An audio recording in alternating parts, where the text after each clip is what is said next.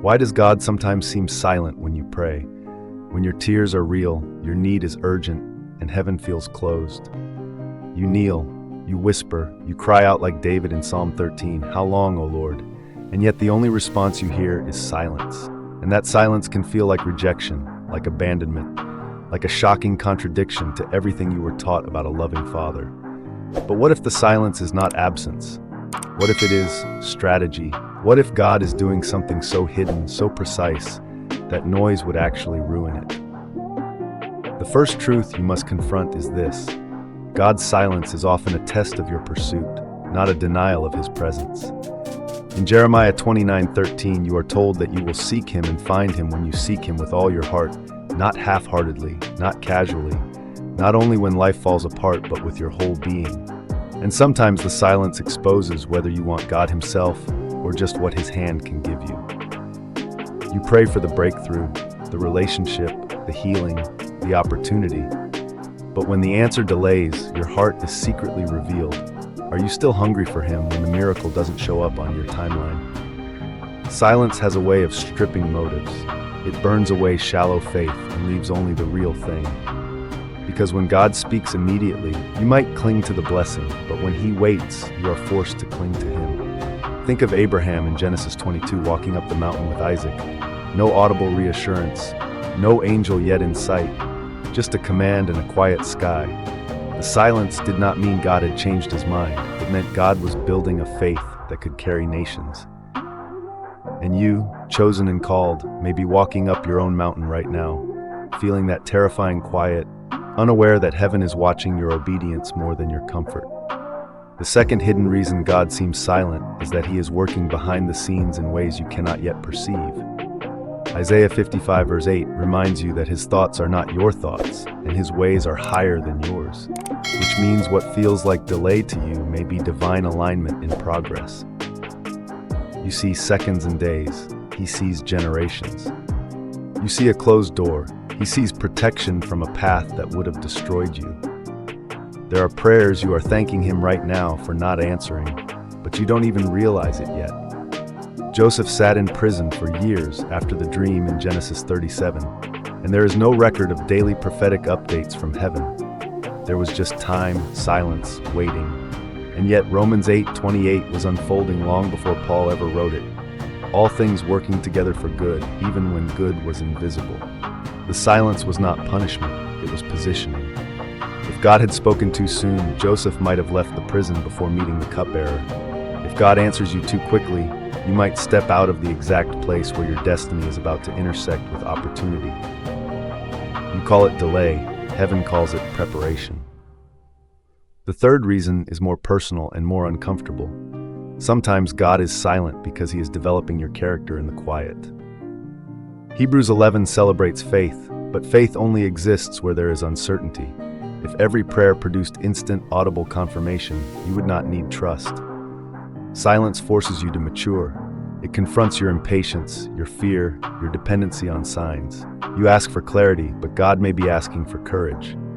James 1:3 says the testing of your faith produces perseverance, and perseverance produces maturity. The silence is not empty, it is productive. In the quiet seasons, your roots grow deeper. A tree does not grow strongest during storms of applause, but in unseen soil, in hidden development.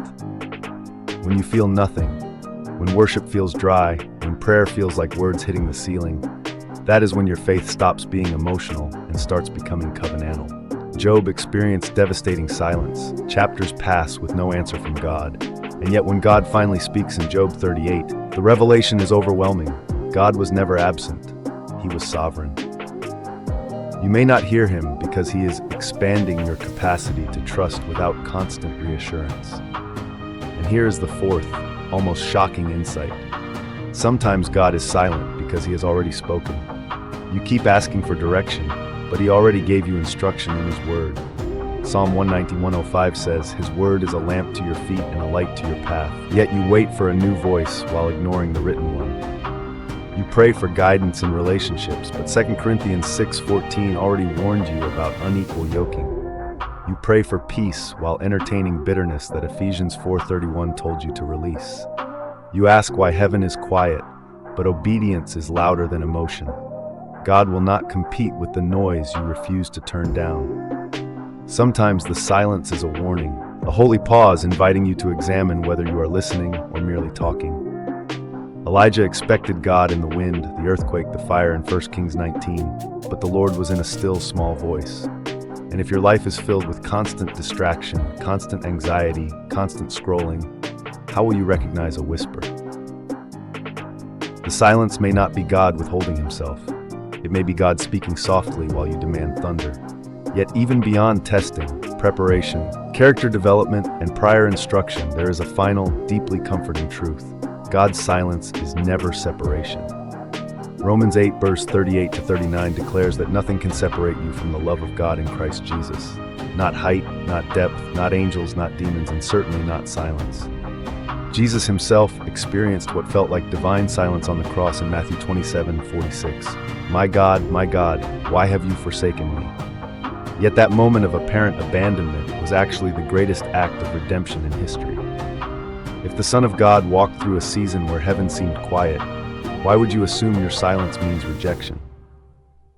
What if your quiet season is birthing resurrection-level power? What if the prayers you think are unheard are being stored like incense before the throne in Revelation 5:8?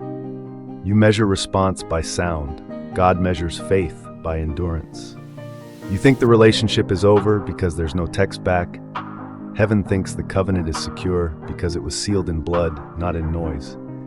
When you cannot trace his hand, you are invited to trust his heart. And here is the secret most believers overlook. Silence often precedes significance.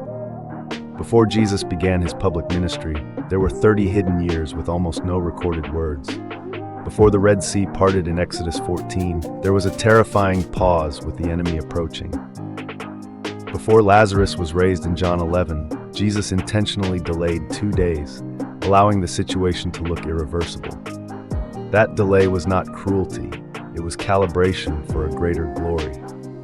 You may be standing at your own sealed tomb right now, convinced that if God loved you, he would have acted already. But what if the extra day is positioning you for a miracle so undeniable that no one can question it? The silence is stretching your expectation. It is refining your dependence. It is exposing whether you serve God for answers or for intimacy. You are not ignored. You are being invited deeper. So instead of letting silence breed doubt, let it breed hunger. Instead of assuming distance, assume design.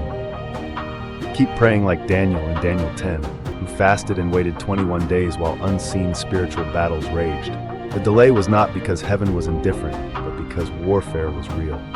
Your unanswered prayer may be encountering resistance you cannot see, and your persistence is part of the victory. Do not interpret quiet as defeat. Do not let the enemy whisper that silence equals abandonment. Stand on Hebrews 13:5. I will never leave you nor forsake you, even when your emotions disagree. Faith is not proven when God is loud. It is proven when he is quiet and you still obey. So here's your challenge. Will you keep trusting when you do not hear?